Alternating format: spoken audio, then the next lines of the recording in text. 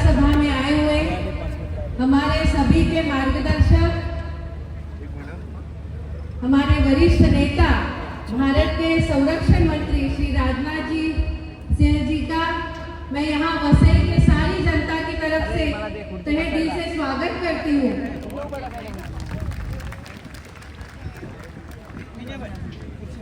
सम्माननीय राष्ट्रीय और यहाँ उपस्थित वसई की मेरी प्यारी बहनें और भाइयों, आपको सबको जय श्री राम।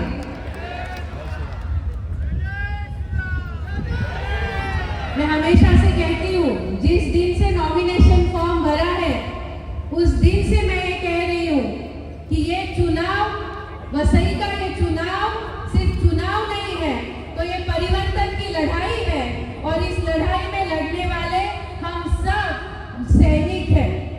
और आज हम सैनिकों का मनोबल बढ़ाने के लिए हमारे देश के संरक्षण मंत्री खुद यहाँ पे आए हैं, इससे बड़ा सौभाग्य और क्या हो सकता है। वसई में पिछले 30 साल में क्या नहीं हुआ, इस बारे में हम चर्चा नहीं करेंगे, क्योंकि जो 30 साल थे वो यहाँ के स्थानीय पक्ष थे और अब ये चुनाव, वसई का ये चुनाव देश की सबसे बड़ी पार्टी लड़ रही है। और मुझे ये विश्वास है कि महायुति के कार्यकर्ता, भाजपा के कार्यकर्ता जिस मेहनत से रात दिन एक करके ये परिवर्तन की लड़ाई लड़ रहे हैं, तो जीत ज्यादा दूर नहीं है, सिर्फ 23 तारीख का इंतजार है। वसई में बहुत सारे प्रश्न हैं और उसमें सबसे बड़ा प्रश्न है सर कि वसई में बारिश में घर से पानी जाता नहीं है और नलों में पानी आता नहीं है। तो ये वसई में जो पानी की तकलीफ है उसे हमें सबसे पहले दूर करनी है। वसई में आरोग्य व्यवस्था नहीं है, 14 साल हुए महानगर पालिका को, लेकिन एक भी अस्पताल ही बना नहीं पाए। अस्पताल बनाना हमारी प्राथमिकता है, स्कूल बनाना हमारी प्राथमिकता है। 70 साल के बाद भी इस वसई की जनता उनके मूलभूत अधिकारों से वंचित है। तो सबसे पहले भाजपा की सरकार यहाँ पे आने के बाद हर एक नागरिक को उनके मूलभूत अधिकार प्राप्त कर देना, ये हमारी प्राथमिकता होगी। मैं ज्यादा समय लूंगी नहीं, क्योंकि हम सबको, हमारे संरक्षण मंत्री जी को सुनने की सब उत्सुक है, लेकिन सिर्फ एक ही चीज मैं कहना चाहती हूँ। एक बहुत बड़ा ज्वलंत प्रश्न आज वसई के शहर में है, यहाँ सन सिटी में है, यहाँ के सारे रहने वाले लोग उससे त्रस्त है।